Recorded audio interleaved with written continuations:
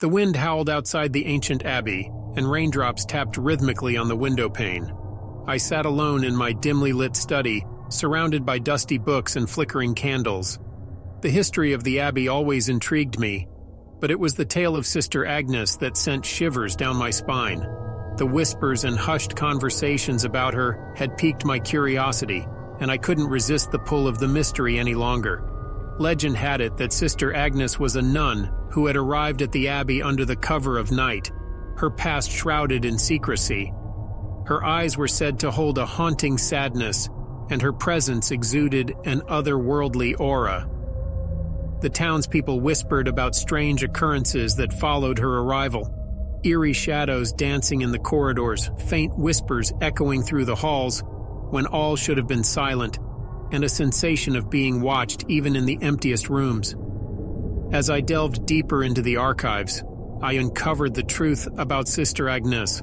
She had been a woman of unparalleled beauty, a painter who captured the souls of her subjects on canvas. But her gift came with a price. Her subjects suffered tormenting nightmares after sitting for her, plagued by surreal visions of twisted landscapes and malevolent figures. The townsfolk grew suspicious of her, and whispers of witchcraft filled the air. One night, a mob descended upon her studio, accusations of sorcery echoing in their enraged shouts. They dragged her to the abbey, believing the sacred ground would cleanse their village of her dark influence. The abbey welcomed her, its walls seemingly ignorant of her alleged crimes. But as days turned to weeks, her presence became undeniable. My determination to uncover the truth led me to Sister Agnes's untouched chamber. The air within was frigid, and the room felt suspended in time. Her paintings adorned the walls, twisted, grotesque masterpieces that chilled my very soul. But it was her diary that held the key to the nightmare that had consumed her. In her delicate script, she chronicled her descent into madness. The portraits were not mere paintings. They were gateways into a realm of darkness she could not escape. The malevolent figures from her subjects' nightmares materialized, tormenting her day and night. The abbey, she believed, was her final refuge, a place where the sacred ground might protect her from the horrors that sought her soul. As I read her words, a chill settled over the room. A whisper brushed against my ear, and I turned, convinced I was not alone. The shadows seemed to writhe, and the painting's eyes followed my every move. Footsteps echoed in the hallway outside, slow and deliberate, like a dance of death. The diary entries grew increasingly frantic, and Sister Agnes described how the veil between her world and the realm of the portraits had grown thin. The malevolent figures had grown stronger, their voices merging with the whispers that haunted the abbey's corridors. She wrote of the abbey's ancient rituals, desperate attempts to banish the darkness that clung to her. A thunderstorm raged outside, the crashing waves of sound mirroring the turmoil within me. Armed with the knowledge of her story, I ventured deeper into the abbey, drawn to the chapel. The air grew thicker, and a sense of dread weighed me down. Before me stood an altar, adorned with symbols I could not comprehend. At its center lay a painting, one that depicted a malevolent figure merging with Sister Agnes's likeness. As I stared, the painting began to shift, its colors swirling and morphing into something indescribable. The whispers grew louder, a cacophony of voices that seemed to come from every direction.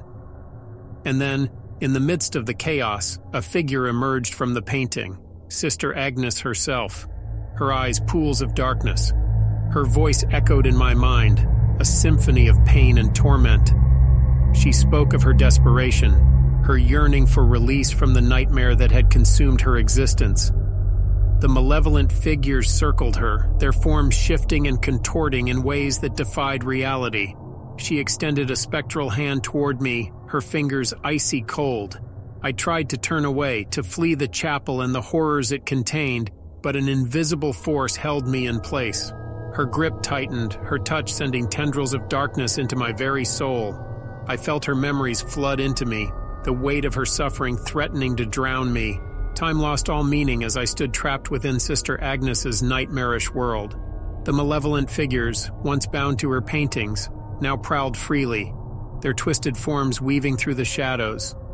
The abbey itself seemed to warp and shift, its walls pulsating with a sinister heartbeat. But then a faint glimmer of light pierced the darkness. It was the abbey's stained glass window, depicting a scene of hope and salvation. As the first rays of dawn broke through, the malevolent figures recoiled, their shrieks of agony filling the air. Sister Agnes's grip weakened, and I stumbled backward, breaking free from her grasp. I awoke in the chapel, the first rays of morning casting a warm glow across the room. The air was still, the whispers silenced, and the malevolent figures banished back to the realm from which they had emerged. The painting lay undisturbed, its colors no longer shifting and contorting. The abbey stood as a silent witness to the horrors that had unfolded within its walls. Sister Agnes's story had been one of tragedy and torment, her descent into darkness a cautionary tale of the price of forbidden gifts. The legends whispered by the townsfolk held a grain of truth, a reminder that even the most sacred places could become twisted by the presence of unspeakable evil. And so, the abbey stood, its secrets buried within its ancient stones, a testament to the enduring struggle between light and darkness and the fragile boundary that separates the two.